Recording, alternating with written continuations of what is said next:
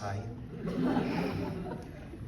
So, thank you for inviting me here to all the board of directors of Sharefield. So, ang sabi lang naman sa akin, maybe I can share yung history ko dito. So, yung comment ko lang yung visionary. I think yung visionary 50% lang true. Because when I started, even until we get listed, I think more than the vision, it's really the spirit of being entrepreneur. You just want to do something more than the vision. Yun yung totoo lang the reality until maybe yung when I became older, medyo nag-iba konti. Yun nagkaroon ng vision. But during my younger age until we got listed, it's really the character more than the vision ang nagde-drive sa akin.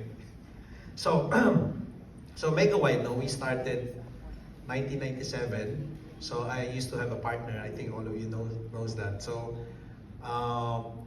as usual, no, I am a civil engineer. So obviously I started construction, and then a lot of people are saying, why do you start why do you start business without having any experience? So dati hindi ko alam to when I was young, no, but when I became older, I said there are two kinds of strategy, or many kinds of strategy.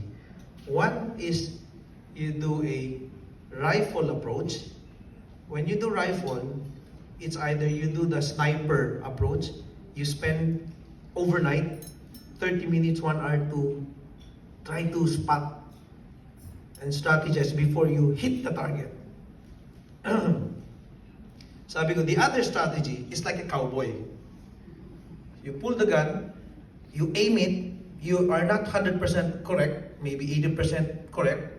You shoot it, of course you're not gonna hit the target, and in the split of 2 seconds or 2, you hit it again, in 5 seconds, you're done. You're able to hit the target.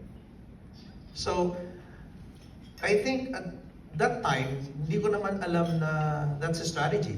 It's more of the spirit, no, that you really want to do it. But even up to now, I realize that strategy works.